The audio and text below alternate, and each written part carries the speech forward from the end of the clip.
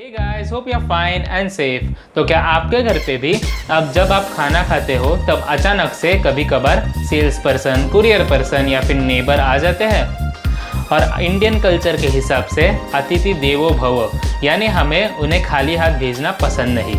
तो आज की इस वीडियो में मैं आपको एक ऐसी मिठाई बताने वाला हूँ जो अगर आप पहले से ही बना के रखोगे तो आप उन्हें ऑफर कर पाओगे। और ये अनोखी मिठाई मैंने मेरे नानी से सीखी है। तो पूरा वीडियो लास्ट तक देखते रहिए। वीडियो पसंद आए तो लाइक करिए, शेयर करिए, कमेंट करिए और सब्सक्राइब करके बेल आइकन दबाना ना भूलिए।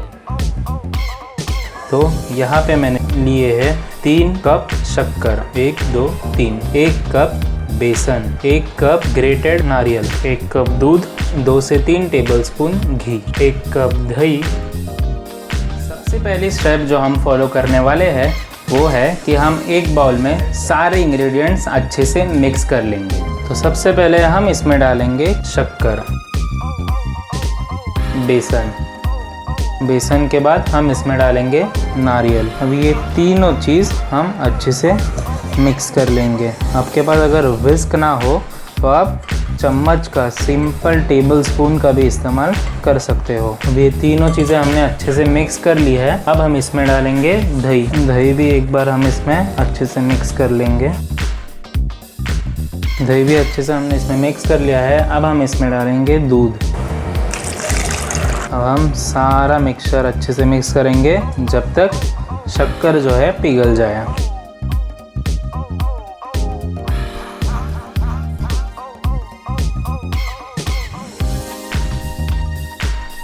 हमने अच्छे से मिक्स कर लिया है और जो शक्कर है वो पूरी तरह से मेल्ट हो चुकी है। और आप इसकी कंसिस्टेंसी देख सकते हो, एकदम फ्लोई कंसिस्टेंसी है। तो अभी हमने सारे इंग्रेडिएंट्स अच्छे से मिक्स कर लिए हैं और जो शक्कर है वो पूरी तरह से मेल्ट हो चुकी है, अंदर डिज़ोल्व हो चुकी है। तो अभी हम ये सारा बैटर कढ़ाई में निकालेंगे और इसे धीमी आंच पे पकाएंगे। तो अभी हमने यहाँ पे एक कढ़ाई ले ली है और हम ये जो मिक्स किया हुआ बैटर है वो इसमें पोर करेंगे। पूरा बैटर हमने निकाल लिया है और अब हम गैस ऑन करके इसे लो फ्लेम पे पकाएंगे। हमें इसे कंटिन्यूअस मिलाना है गाढ़ा होने तक।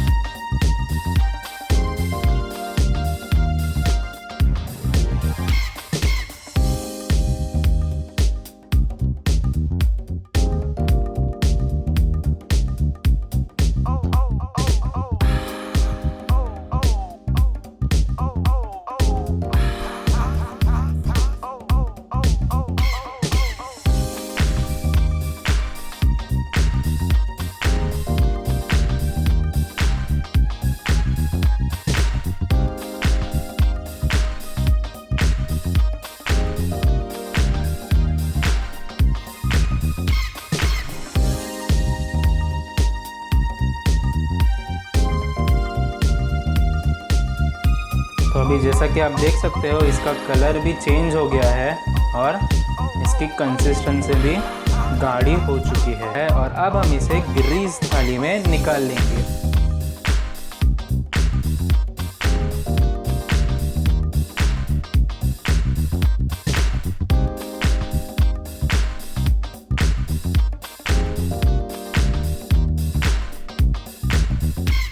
हमने इसे अच्छे से स्प्रेड कर लिया है और अब हम इसे मनचाहे ड्राई फ्रूट से गार्निश कर सकते हैं। ये बिल्कुल ऑप्शनल है। बहुत बढ़िया, बहुत सुंदर दिख रहा है ये। और अब हम इसे 10 मिनट तक ठंडा होने देंगे। 10 मिनट हो चुके हैं और ये अच्छी तरह से रूम टेम्परेचर पे आ गया है। अब हम इसे मनचाहे शेप में काटेंगे।